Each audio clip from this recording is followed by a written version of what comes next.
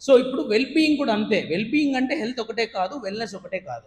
మీ శరీరాన్ని మీరు ఆరోగ్యంగా చూసుకోవడంతో పాటు మీ మైండ్ని కరెక్ట్గా ఉంచుకోవాలి.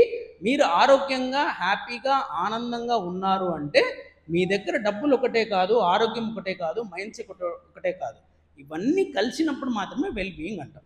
మనం ఈ కమ్యూనిటీకి ఎందుకు వస్తాము, ఎందుకు ట్రావెల్ చేస్తాము అంటే దట్ వెరీ సింపుల్. ఎందుకోసం? వెల్బీయింగ్గా ఉండడం కోసం ఈ కమ్యూనిటీకి అనేది మనము వస్తాం. ఇక్కడికి వచ్చిన తర్వాత మీరు అర్థం చేసుకుంటే ఇందాక చెప్పినట్లు సర్దుబాటుతనం అనేది ఎక్కడ ఎప్పుడు వాడాలనో అది 100% వాడేలాగా మన మైండ్ సెట్ అనేది తయారవుతుంది. దీనికి ఫస్ట్ ఏం చేయాలి అంటే slow steps will give you high results. అంటే ఒకే రోజు మనం చేయలేం. ఫస్ట్ మనకి ఏదైనా ఛాలెంజ్ ఉందంటే ఎవరితో, దేంతో? ఫస్ట్ ఛాలెంజ్ కష్టం అనేది దేంతో, ఎవరితో? Time challenge. అందరికీ ఇదే ఛాలెంజ్, అవునా? ఎందుకు? ఇది ఒక ప్రిస్క్రైబ్డ్ 24 hour ఫార్మాట్. ఇది ఎప్పుడు అర్థమవుతుంది అంటే మన జీవితంలో ప్రయారిటీస్ ఎక్కువైనప్పుడు.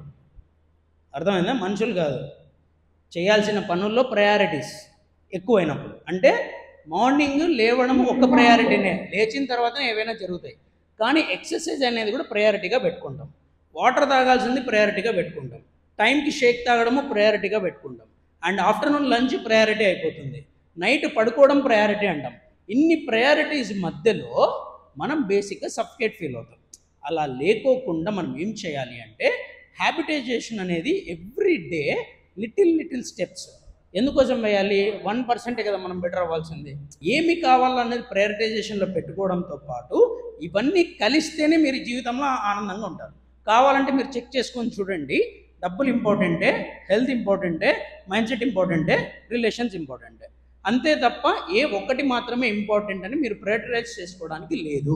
ప్రతిరోజు ఏ దానికి టైం ఇవ్వాలి? మరి ఏ దానికి టైం ఇవ్వాలి? సో రోజు క్లబ్కి వచ్చేస్తే డబ్బులు సంపాదించుకోకుండా అయిపోతుందా? అవ్వదు.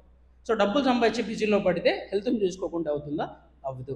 హెల్త్ని ఒకటే చూసుకొని ఇంట్లో కూర్చొని బ్యాలెన్స్డ్ డైట్ తినుకుంటూ మనం టీవీ ముందర కూర్చొని ఎక్సర్సైజ్లు మాత్రమే చేస్తూ ఉంటే మైండ్ సెట్ కరెక్ట్గా ఉంటుందా? పిల్లలతో స్పెండ్ చేయకోకుండా, ఫ్యామిలీతో స్పెండ్ చేయకుండా, ఫ్రెండ్స్తో స్పెండ్ చేయకోకుండా ఇలా ఏమీ జరగదు.